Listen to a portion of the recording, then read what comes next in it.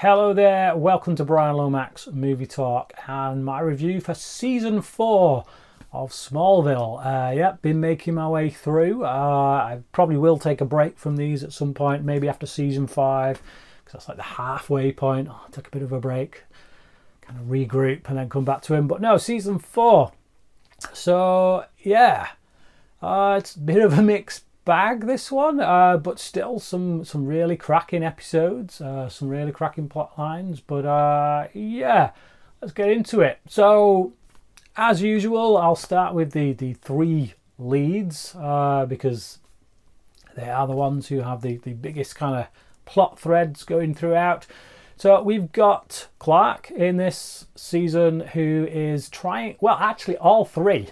This becomes all three are trying to track down these Kryptonian artefacts, these stones. So it becomes a race, really, between Clark, Lana, and Lex to get these stones. Now, I like the idea of the stones, particularly where it leads with the Fortress of Solitude at the season closer. However, yet again, Lana's contribution to the mix is off, shall we say. So we get this whole storyline with Lana across season 4 tied to these medieval witches, which were pursuing the stones. So these witches were pursuing the stones hundreds of years ago. They were burnt at the stake. They promised, they made this vow to kill the people who had killed them, which is this Teague family. And yeah, just, I don't understand the inclusion of this alongside the Kryptonian mythology stuff. You know, to make this stuff so crucial and critical to Clark's backstory boggles my mind. Witches. Medieval witches.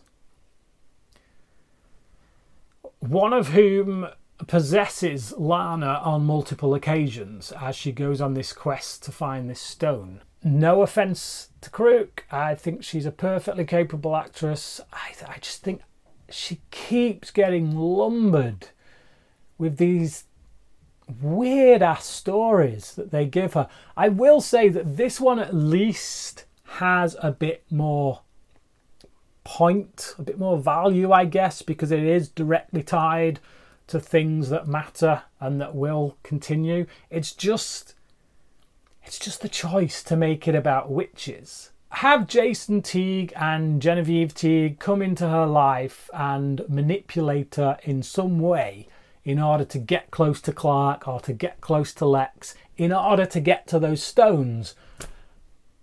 But leave out the witches. You don't need them. It's unnecessary. Yes, you can hearken to the past, that these were things that came down in a meteor shower long ago that, you know, the family was aware of, and these stones got kind of mixed up and lost in the annals of time.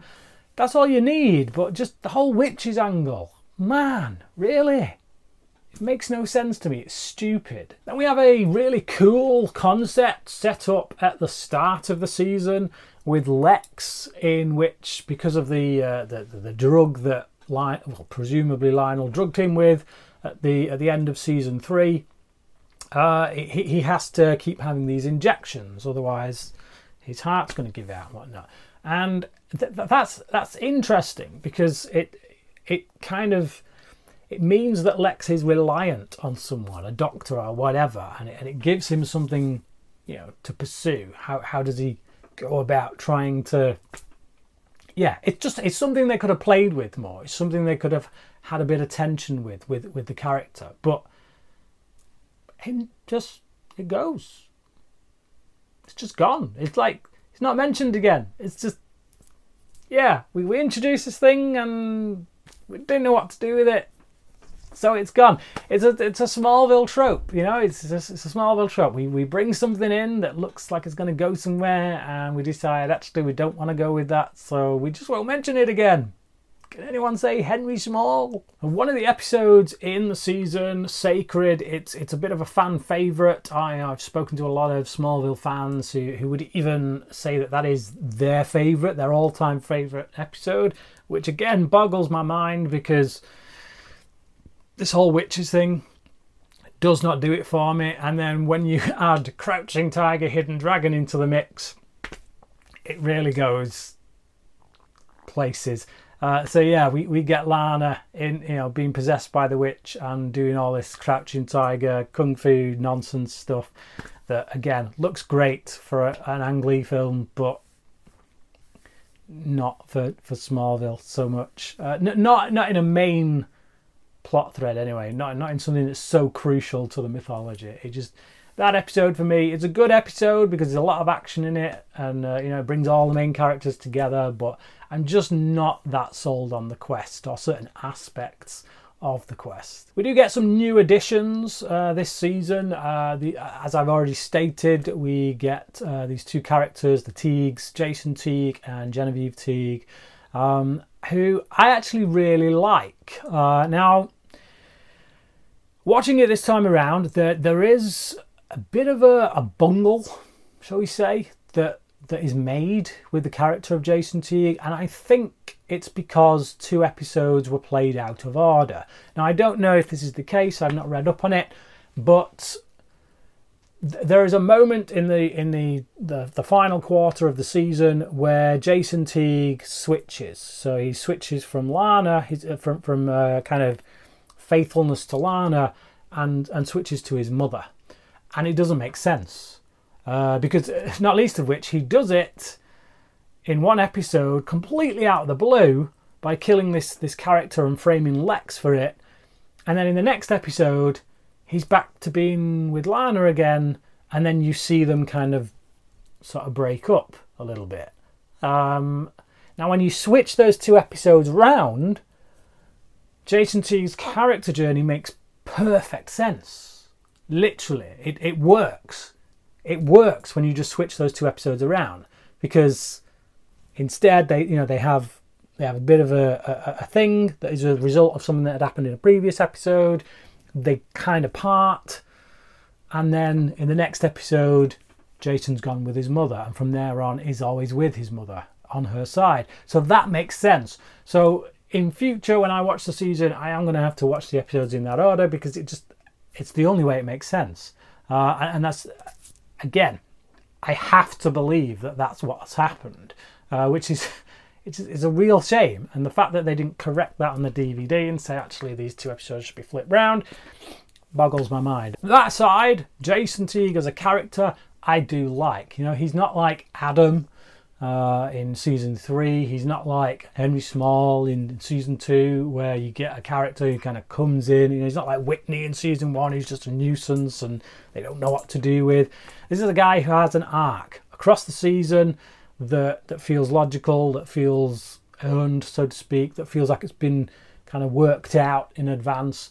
And he starts off as someone who you can like, you can kind of sympathise with in some ways, you can kind of understand why he would have a falling out with Clark, and then you see him slowly kind of being turned to the dark side, and the reasons for him being turned to the dark side are pretty evident, like I say, particularly when those 2 episodes are played in what I think is the correct order.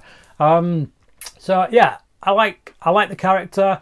I think he has a really good kind of climax in the final episode when he goes up against the Kents, and then Meteor comes through the house and kills him. His mother, played by Jane Seymour of Live and Let Die fame and Dr. Quinn, Medicine Woman, I like her, not quite as much as Jason, but we don't quite get as much time with her.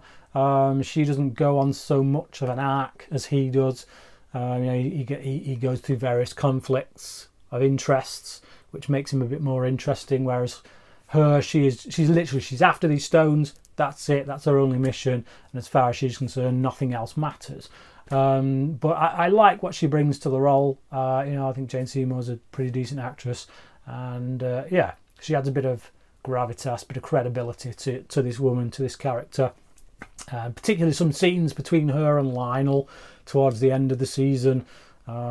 She tries to blackmail Lionel and whatnot, and gets poisoned by him for her sins. The other new addition in this season is, of course, Erica Durance as Lois Lane, who is an absolute breath of fresh air, it must be said.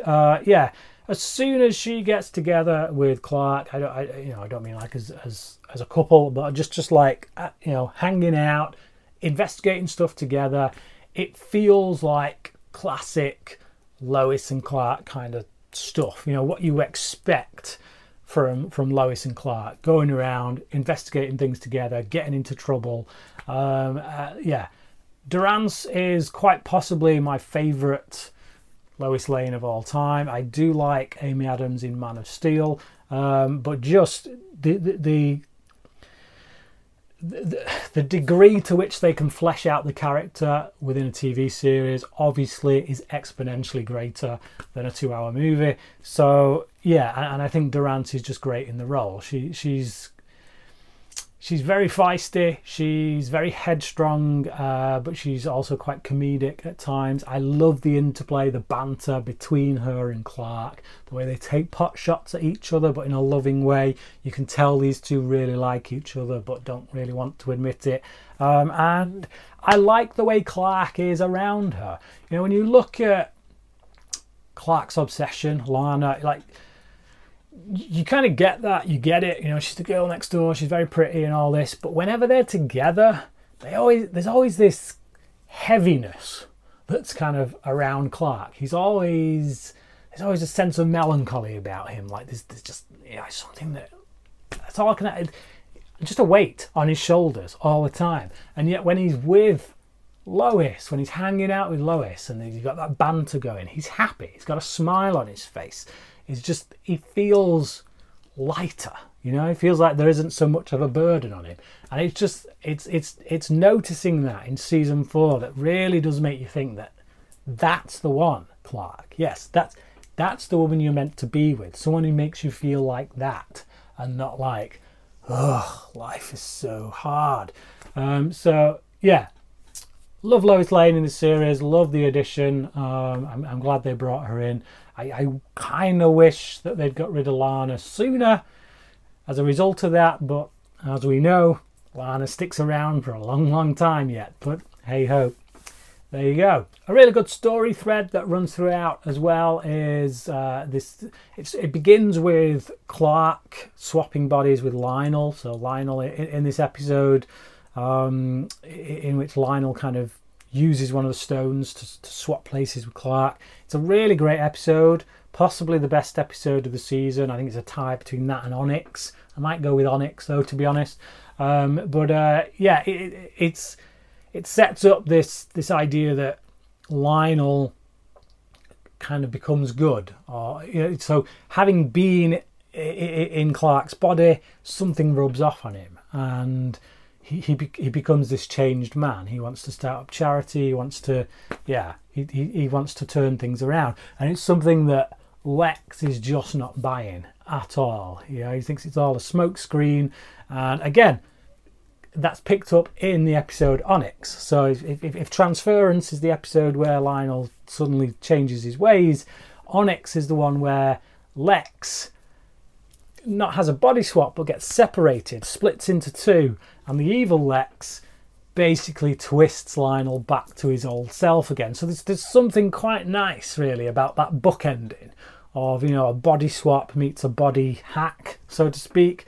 And the first one kind of makes Lionel into a changed man, and the second one kind of changes him back to the man he was. And it's some really great moments in both those episodes. They are the two standouts of the season. I love that sequence in Onyx where Lex basically challenges his father to a sword fight. It harkens back to a scene from, I think, the first season, maybe in the second, but I think it was the first, where where Lionel, he affords Lex the opportunity to make a decision if he can beat him in a sword fight, and Lex obviously doesn't. And here the roles are kind of reversed, and Lex is the one who's got the confidence, the power, so to speak. He's making all the plays, and yeah, like I say, it harkens back to that scene, turns the tables, and I really like that. I like that they kind of.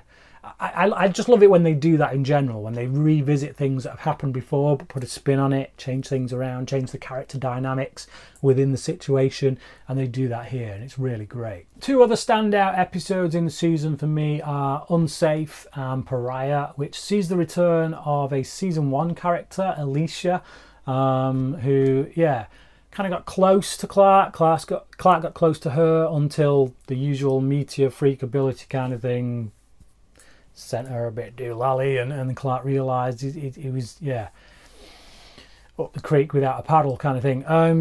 She comes back apparently cured, and the two of them grow closer again, and he starts to trust in her and that. But she has a bit of immaturity about her because of life experience. I've been locked in an asylum and this, that, and the other. So I really like what Sarah Carter brings to the role. I think she's really great as Alicia. And even though it's only a very small story arc, 3 episodes if you count the first season, episode 2 if you just count her return here in season 4, but I think they make a huge impact with her just in those few episodes, to the point where, and I'm not the only one, a lot of fans of the show would rather Clark be with Alicia than Lana. And maybe it's just the freshness of the character because she has been in so few episodes. I don't know. But I know there's plenty of other people who don't like that relationship, don't understand why Clark would invest so much of himself in this woman who did once try to kill him. But I think he's a very forgiving person. He acknowledges that she was going through a lot of mental problems when that happened. And he wants to believe that she has changed. And in those episodes, in that kind of 2-part arc, so to speak, she also lets Chloe in on Clark's secret, which it's one of those defining moments of Smallville, one of the iconic moments, when Superman catches the car and Chloe sees it, and the reaction on her face is brilliant. And from that point on, it's just really great. And the difference between Chloe knowing the secret to when Pete knew is that Chloe knows, but she doesn't let Clark know that she knows. Although she does drop a lot of hints. And I think she does that as a way of opening up the door for Clark to be able to tell her, because she wants him to tell her, so that so that it's not been forced upon him, but rather it's something where he's felt that he trusts her enough to do that, to be able to open up to her. And I respect Chloe as a character for that. I like that she respects him and trusts him and loves him enough to let him be his own man, to let him deal with his powers, deal with his secret on his terms and not her terms. So again, it just makes me love that character all the more. She's always been a favourite of mine, but season 4 in particular was really when my love for the character kind of took off, just because of how you see the way in which she deals with knowing Clark's secret. I think the worst episode is an episode called Spell, and again that deals with the whole Lana being possessed by witches thing. In the episode, Lana gets possessed, but so does Lois and Chloe, by these 3 witches, and rather than going straight on the hunt for the stones, they decide to stop by a party at the Kent farm, which just feels ridiculous to me. Again, the whole witches thing is ridiculous, but that whole episode, it just feels like an excuse to get things sexed up a bit more, get our 3 leading ladies into nice outfits and just have a bit of fun. It doesn't work for me. It's one of those episodes that just kind of gets a bit cringy. And motivations of certain characters just don't make much sense. So yeah, Spell is the low point of the season for sure. Well, actually, it's tied. It's tied between that and an episode called Ageless, which is a concept that I've seen done in multiple shows. I remember they did it in... Did they do it in the X-Files? For some reason, I feel like they did it in the X-Files. Anyway, it's been done elsewhere, and it never works, which is when Clark and Lana end up with this child. Star Trek. I've seen it done in Star Trek. That's where I've seen it from. They end up with this child that grows old fast, you know, so it goes through the stage of childhood, teenagehood, young adulthood to old man and death. And it's like, it's the whole Kyla thing, you know. I always hark on back to the season 2 episode in which Kyla's introduced and Clark falls in love with her and then loses her, and it all takes place within one episode as a self-contained story, so you never really feel for Kyla. I don't anyway. I get no emotional response to her because they expect too much from us as an audience within such a short space of time. And given that we know this character doesn't have any more influence or impact later in the show, it's a non-event. And it's the same here. So we're supposed to really sympathise with this kid, but also with Clark and Lana as they become parents and grow so attached to this child that they've raised from birth and has died within a couple of days. And it's just, maybe it's me, maybe I'm a heartless something or other, but I'm not attached at all. I have no emotional investment in that character because I know it's like you're there for one episode, and I feel no investment in Clark and Lana's parenting of you because I am a parent and I know the work that goes in to being a parent, and yeah, you don't get it over a couple of days of having all the best bits with a kid and then losing them.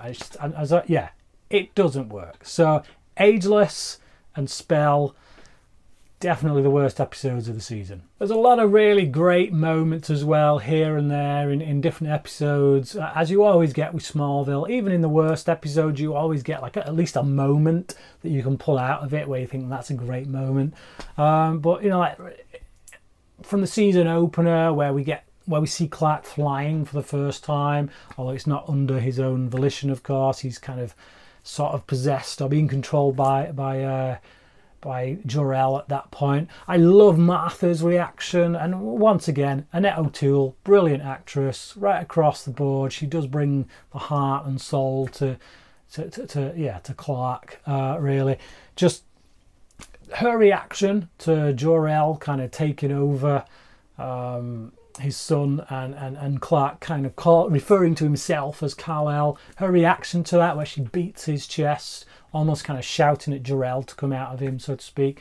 It's just, it's a great moment, and it's just indicative of O'Toole as an actress across the board in this series. She always brings that heart, always kind of gets an emotional response out of you as a viewer. So overall, I think season 4 is a really solid season. It's actually the season where I got really big time into Smallville. I remember it kind of being played every day on E4 back in 2000. I think it would have been 2005, 2006.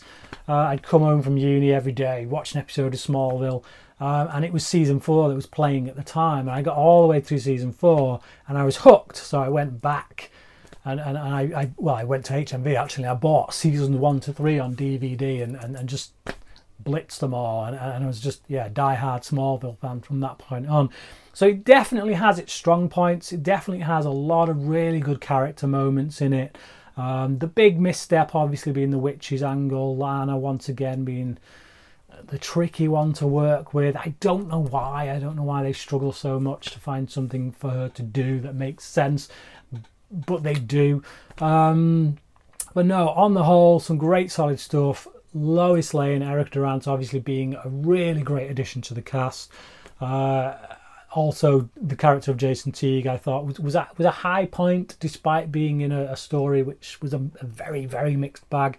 If I take, as I've done with the previous seasons, if I take all of my episode scores and average them out, this season gets a 4 out of 5. So yeah, better than the first season, I think, but some way to go before reaching the heights of season 2 and 3. But yeah, definitely worth checking out. Definitely a good solid season with some really standout episodes. Transference and Onyx being the two that most spring to mind, and Unsafe and Pariah also, you know, maybe not of as high importance within the grand scheme of things, but still a really great kind of story arc there in the middle of the season. Yeah, 4 out of 5 from me. But what about you? What are your thoughts on season 4? Good, bad? Is this where the show went off the rails for you, or where the show improved for you? I don't know. Let me know. Comment down in the comments section below. Thanks for watching this video, and as always, cracking.